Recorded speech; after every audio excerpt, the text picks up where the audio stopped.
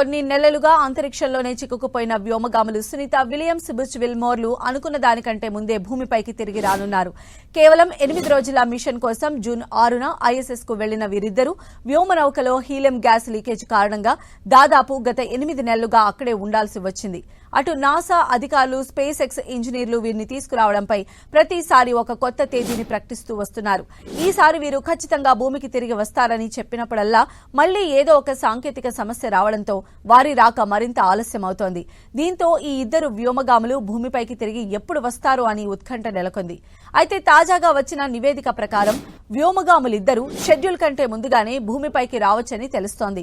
NASA ఇటీవల ప్రకటించిన reschedule ప్రకారం అన్ని సవ్యంగా జరిగితే సునీత విల్మోర్ 2025 మార్చి చివరి వారం లేదా ఏప్రిల్ మొదటి వారంలో భూమిపైకి తిరిగి రావడం సాధ్యమవుతుంది. కానీ ఇప్పుడు ఈ ఇద్దరు వ్యోమగాములు అంతకంటే ముందుగానే భూమికి తిరిగి రావచ్చని తెలుస్తోంది. సునీత విల్మోర్ ను మార్చి 19 నాటికి తిరిగి భూమికి తీసుకువస్తున్నట్లు నాసా వర్గాలు తెలిపినట్లు డైలీ మెయిల్ ప్రకటించింది.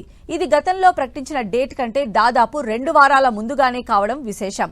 వ్యోమగాములు షెడ్యూల్ కంటే ముందుగానే తిరిగి రావడం అనేది స్పేస్ ఎక్స్ క్రూ 10 మిషన్ కోసం స్పేస్ క్రాఫ్ట్ డిప్లాయ్మెంట్ లో మార్పునకు సంబంధించినది.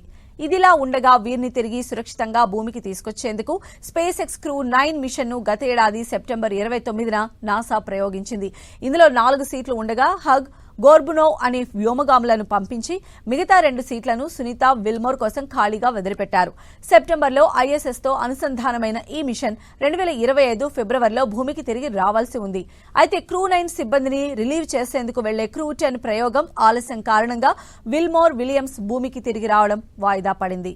మరోవైపు అంతరిక్షంలో చిక్కుకుపోయిన వ్యోమగాములు సునీత విల్మోర్ ను సురక్షితంగా భూమి మీదకి తీసుకురావాలని అమెరికా అధ్యక్షుడు ట్రంప్ తమ సాయం కోరినట్లు స్పేస్ ఎక్స్ అధినేత ఎలాన్ మస్క్ ఇటీవలే ప్రకటించారు.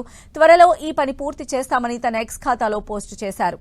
వ్యోమగాములిద్దరినీ తిరిగి భూమిపైకి తీసుకువచ్చేందుకు ఇంతకుముందు బైడెన్ ప్రభుత్వం ఎలాంటి ప్రయత్నం చేయలేదని, వారు చేసిన ఆలస్యం కారణంగానే వ్యోమగాములు ఇంతకాలంగా అంతరిక్షంలో ఎన్నో ఇబ్బందులు ఎదుర్కోవాల్సి వస్తోందని ఆరోపించారు.